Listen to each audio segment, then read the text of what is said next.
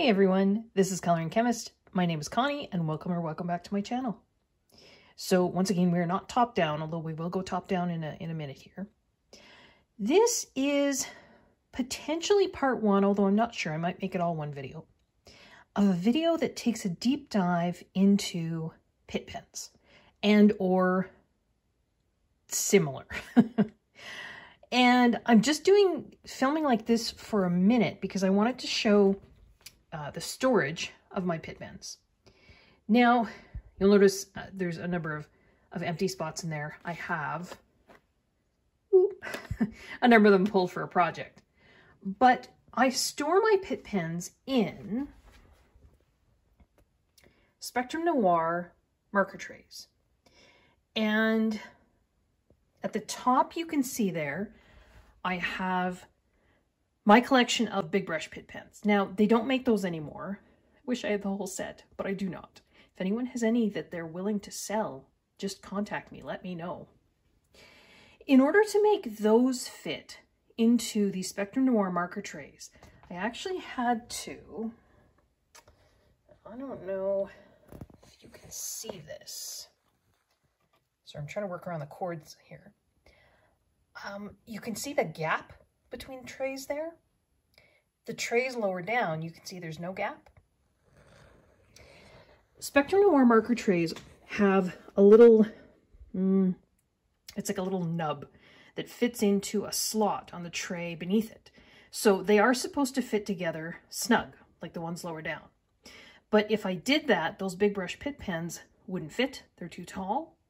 So I glued the little nub to the edge of the tray below it so that they don't fit together like they're supposed to, but they're a little bit further apart, if that makes sense.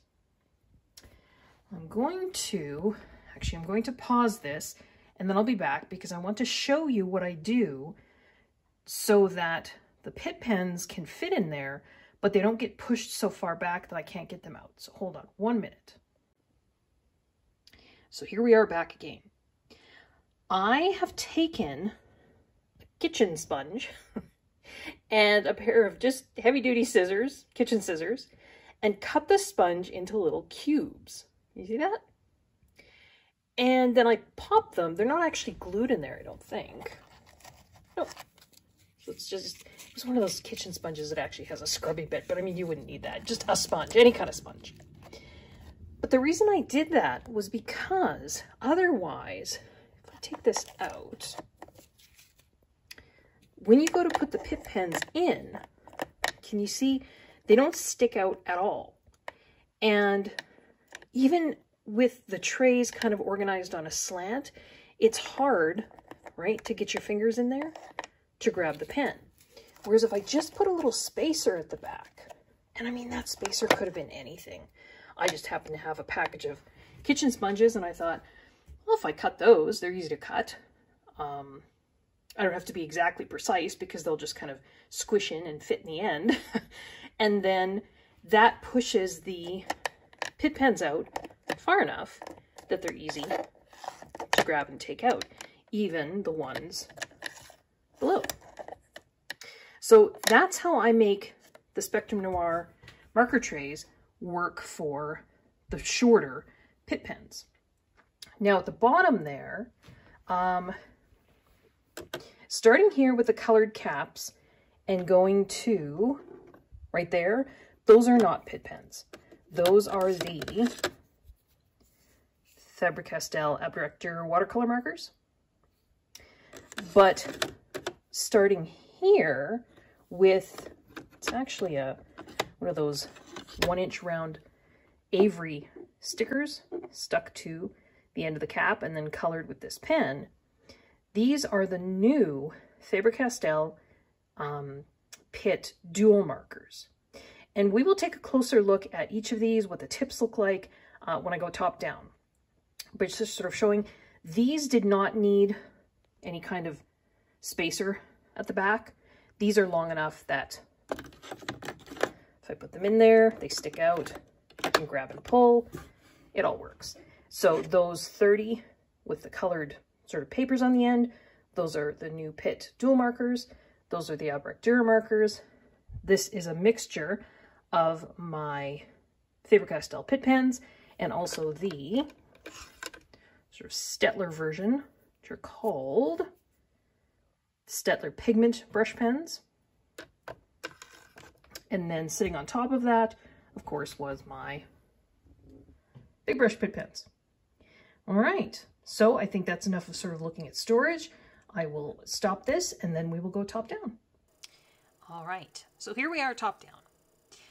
This is a larger case that I have where I actually have most of the case is, it's all Faber-Castell, well, if you read there, it's pretty much all Faber-Castell. I have my Pitt pencils in there, Pitt Pastel pencils, and I have the Gold Faber colored pencils as well as the Gold Faber watercolor pencils.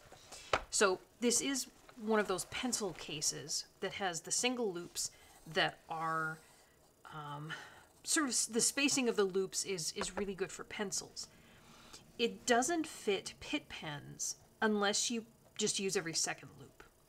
Now, you saw my Pitt pen storage on those Spectrum Noir marker racks.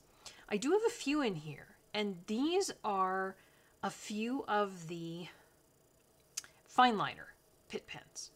So I've got a collection off to the side here, and I'm just going to move this over,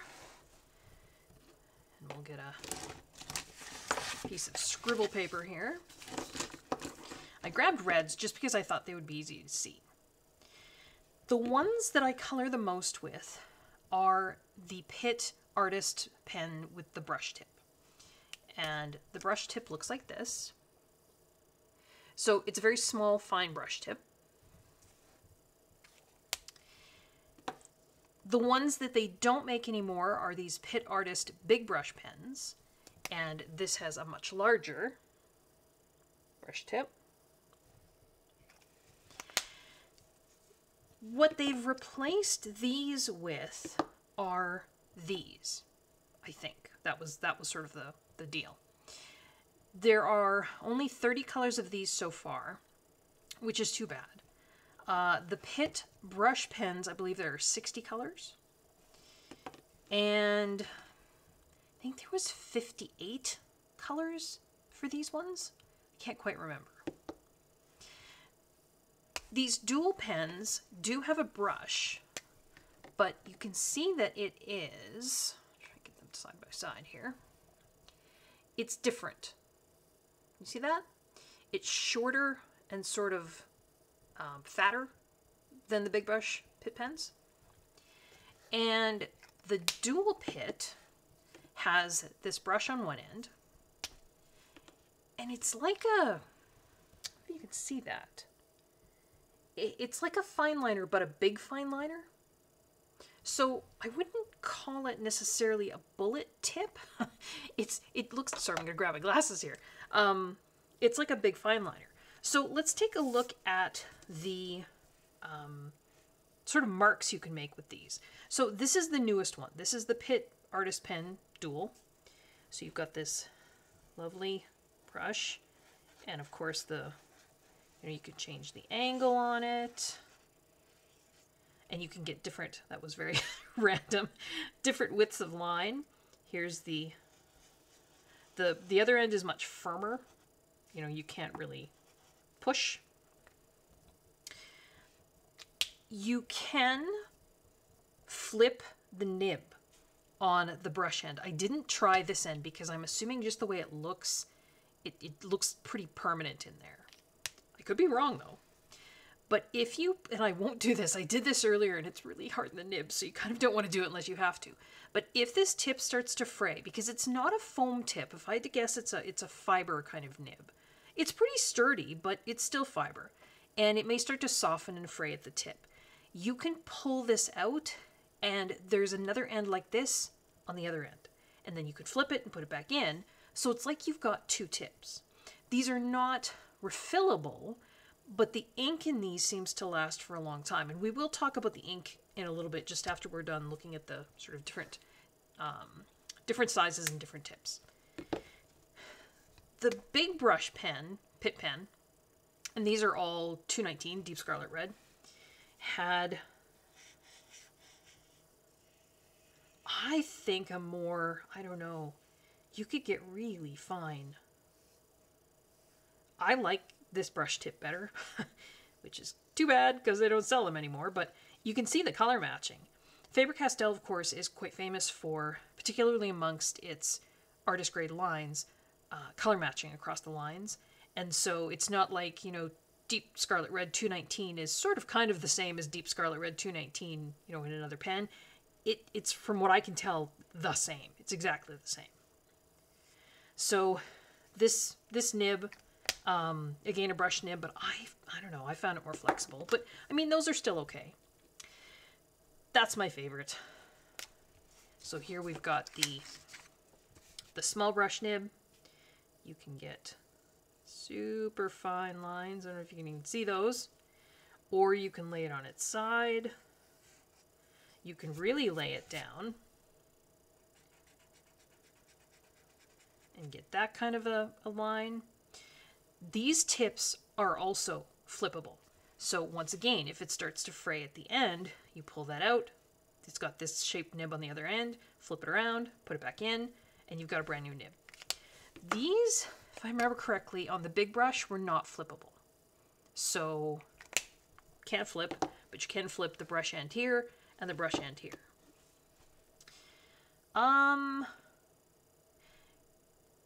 There are also, and I don't know if all 60 colors come in the different nib sizes, but some do. This is a Deep Scarlet Red 219 in the 0.3, or I think they call it the super fine. And it's basically a fine liner. You see that? Again, I didn't try and flip this one just because I can't imagine it is flippable. But you can see you can get very, very fine lines there. Pitt pens, I believe there are also a few other sizes, but we'll look at that in a minute too, of sort of finer tips. And in a few of the colors like black and some of the grays, you can get like a soft brush, but I don't have any of those. Some of the Faber-Castell pens will have a bullet nib, and I believe white and black in the big Pitt pens are the only ones that are still made for this big Pitt pen line. And they have this great big bullet nib. You see that? Well, you won't be able to see although I can go over top. That is flippable. I didn't know, so I pulled it out and checked, and it is. So if you need another end on that, you can flip it around. Some of the colors, I think white and the metallics, possibly black, will also come in a bullet nib that's much smaller than, so here's, you can see, obviously, much tinier, right? So this is a white with a small bullet. And you know what? These white pens, you can see that. I'm just going to go over top. Considering that we are talking about, you know, this is an ink. It's a pigment ink. Can you see where I went over top of the red there? Now, it does look pink, but it's surprisingly opaque for an ink. You know, it's not a gel pen, it's not an acrylic marker, it's an ink. So you've got that white in that bullet nib, again, flippable, I did check. And then there are 6 metallics that come in that bullet nib again. And these are also, the nib is flippable. Now, they're metallics, they're not that metallic. In fact, I can't really see any metallic shine at all. What if I sort of go over the same area? You know what, if I do that, yeah, maybe a little bit. I don't know if you can pick that up on screen or not. There's a tiny little shine there. But not, it's like most metallic markers, you're not going to get, you know, that much metallic shine from them. For the metallics, Faber-Castell had 2 different, they were basically the same markers, but their bodies were slightly different. Same shape and size, but the labeling was different. This says Pitt Artist Pen Ruby Metallic 290. So this sort of has a lot of the same information on it that the normal Pitt pens do. It talks about the fact that it's India ink. This says reasonable light fastness, acid-free, that sort of thing. It has a color name and number.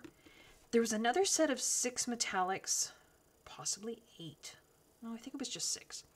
And I think they were more marketed to crafters. They had kind of fun names like, gosh, I think one of them was, no, I can't remember. They were the same colors, though. It was like a ruby and an emerald and that sort of thing, but it just had fun names. There was no color number. They were more or less the same ink, though. And I thought I had a set of those, and I can't find them.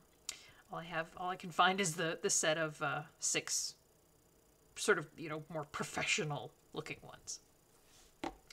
So that's sort of the different sizes and what have you of nibs and pens that I have. And I'm just going to get this case out of the way.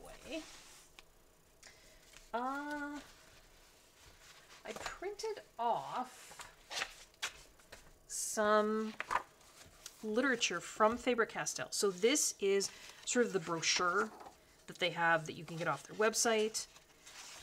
They talk about, there's India ink in Pitt pens. Now, if you watched, I do have another video where I talk about the difference between between dyes and pigments. Most markers, so if we're talking about, for example, I have these Gold Faber Aqua dual markers. This is going to be dye-based ink. Most inks, whether it be alcohol or water-based markers, are going to have dye-based inks. Dyes are different than pigments. They're much less light fast. And a dye will soak into whatever substrate it's put on. Whereas a pigment it's dissolved in a solvent, and then when you go to put it on paper, the pigment particles sort of stay on the surface of the paper versus a dye which soaks into the paper. So Pitt pens, unlike these pens, Pitt pens are pigment-based ink. Now, Faber-Castell calls them, it says that they have India ink. Staedtler makes a line of the same type of pens, but it doesn't say that it contains India ink, it just says it contains pigment ink. And I tried to do some research on the difference between India ink and pigment ink, and I am wondering if Faber-Castell is using the term India ink kind of almost interchangeably with pigment ink. India ink is a pigment ink. Traditionally, though, India ink is not colored. Very traditionally, the first India ink, or sometimes it's also called Chinese ink, it actually originated in China, but it was made from substances that were imported from India, so that's why it sort of has the two names.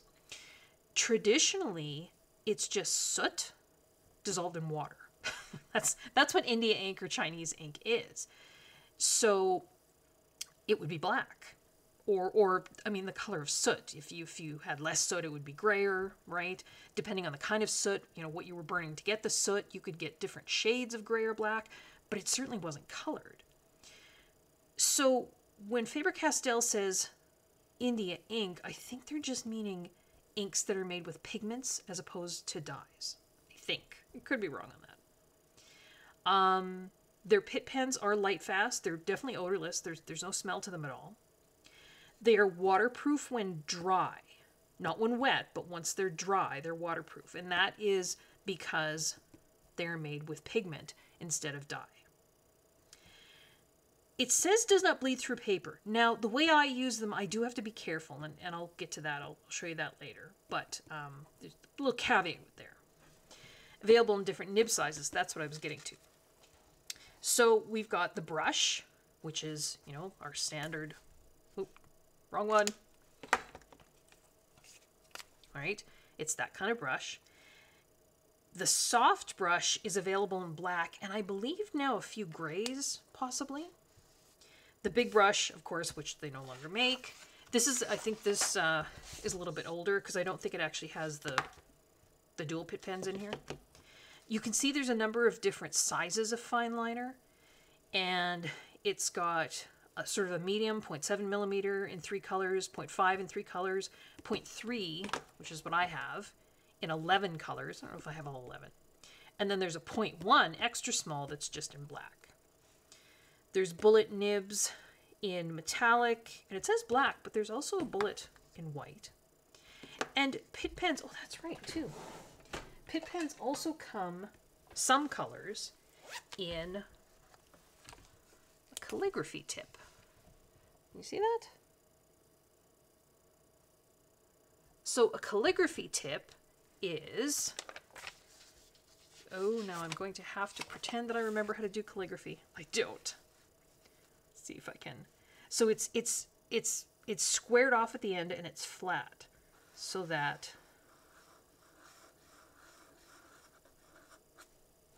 you see. That's not very good, but so that's right.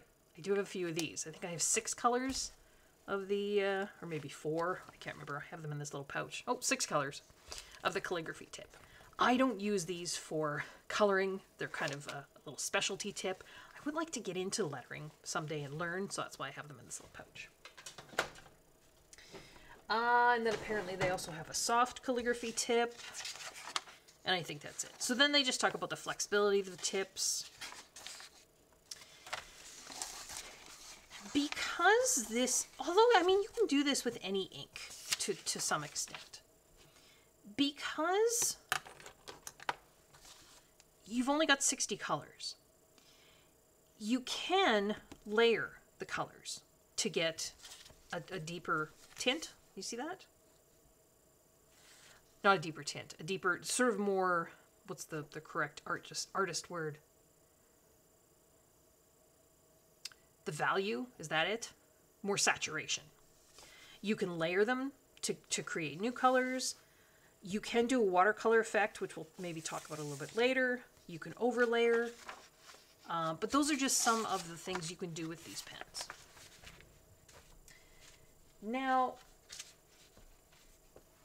in terms of how I organize them, you saw in the sort of not top-down part of the first part of the video, I have the big brush Pitt pens. Let me just look in here.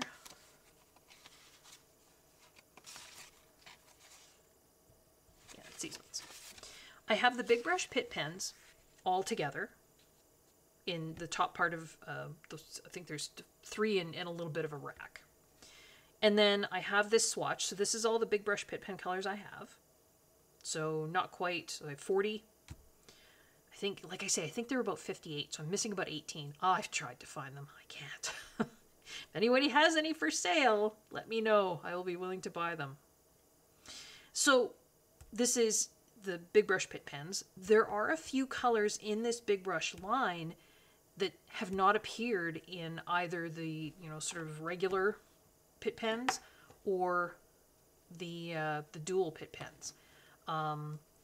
So I still have a few of these that end up kind of in rotation with, or being used along with these other Pitt pens, just because it's colors I can't get anywhere else. 278 is one of them. I use that a lot. 160 is another. I believe 127 is another. And then there are a few that I don't have. So this is my collection of big brush Pitt pens. Just trying to think. This is my 30 dual Pitt pens. And I tried to put them again in the same kind of order that Faber-Castell tends to put everything in. You start, it's color wheel order. You start with the yellows and then go to yellow oranges, reds, etc.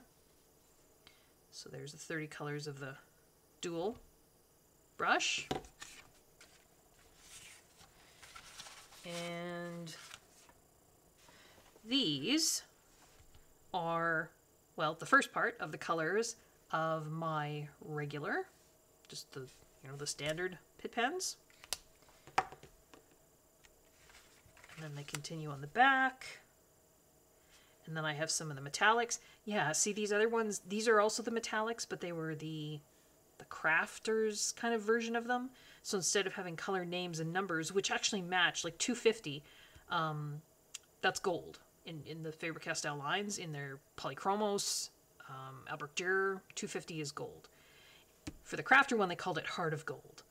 251 is silver. In the crafters version, they called it Nothing Else Metals. So just fun names. I cannot find, obviously I had them, but I can't find them. And then I just drew some lines here with some of the Pitt fine liners that I had. Now, I also have, nope, not those. I also have the Stettler pigment brush pens. And from what I can tell, these are the same type of ink as is in the Pitt pens. It's not opaque. And this is where we differ a little bit from things like Karin, for example, Karin. Karin has a line of markers, which they call their pigment deco brush markers. These are not the same. They're not the same beast. These are opaque, which means, you know, you can't see through them. If you lay them down, they will, to some extent, cover up the line work. These and these do not. Now, I do exempt the white from that. The white is somewhat opaque, but all of the and the metallic is somewhat opaque. But all of the colors of Pitt pens, the colors of these Stettler pigment brush pens, these are not opaque, whereas these are. You also have the a lot of companies, you know, like Artex and Toolyart, they're making those acrylic brush markers that are their acrylic paint, and I'm not sure that that's what's in here. It might be. It does say water-based, non-toxic. It doesn't say it's acrylic, but these are more opaque. And those brush pens are also opaque, right? Lots of colorists use them to cover up lines. They'll use them in their color by number books because it covers up the numbers. Again, these are not going to cover up line work, and they're not going to cover up numbers and color by number. These are translucent, transparent, more or less. They will let light through. So the only type of pens that I have managed to discover that are similar to this are these two, the Faber-Castell Pitt Pens and then the Stettler pigment brush pens. There are other ones that are labeled pigment pens, like those Karin ones, but they're not the same. They're not, I just don't find you can use them together. Okay? I have combined my sets of Pitt pens and Stettler pigment pens. And here, because I know some of you like looking at this sort of thing, oops, there is the color order. Oh, move that up just a bit so it's not cut off. There's the color order of my set. So I've got, is it 60? There might be 61 because I'm not sure if the 60 includes the brush. Sorry, the white. So 60, 61 of the Pitt pens, and then 36 of the Stettler. And there's also 3 big brush Pitt pens in this order. And they're the 3 that I was talking about earlier that, pardon me, did I even put them all in here? Maybe I did not. No, I might have only put 2 in. All right, forgive me. But if you're looking at the color numbers here, you'll see 101, 103, and then it's, oh no, there is 3. And then it says BB 102. That's big brush 102. 102 is cream, if I remember correctly. And cream doesn't come in either this or a close color in this. So, and then we've got 104. Then it says 105S. If there's an S afterwards, I mean the Stettler pens. So 105S is pastel yellow, and the color number, you can see it, it's right there. It doesn't have an S after it. I just put an S on my color chart just so I knew to differentiate between the Staedtler pens and the Pitt pens. And then it just goes from there. So I sort of combined things. I tried to put them in color order as best I could, and this was the order I came up with. There's a pretty good selection of colors here, particularly considering you can layer them up to make the colors deeper. You can layer layer the same pen up to make the color deeper. You can layer one pen over top of another to create a different color entirely because they aren't opaque. So I really, really love coloring with these. I think what I will do is we will look at some of the ways that I use these Pitt pens in coloring books. I'll sort of start with kind of the beginner-friendly techniques, and then we'll move on to the sort of, I wouldn't say they're not beginner-friendly, and I wouldn't say they're advanced. They just take a little bit more practice to get used to using. So I will tidy some of this stuff away, I will pull out some coloring books, and let's take a look at how I use Pitt pens in my coloring books. Future editing Connie here. I decided to put this out in 2 videos instead of 1. It got very long, and I just thought it would be better to be put out as a sort of part 1 and part 2. I will, however, put them out at the same time on the same day, so if you would like to watch them all in one go, you can just watch one and then go right to the next one.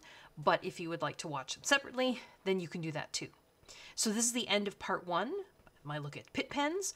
I hope everyone is safe, I hope everyone is well, I hope everyone is enjoying their coloring, and I will see you for part 2 of our look at Pitt pens.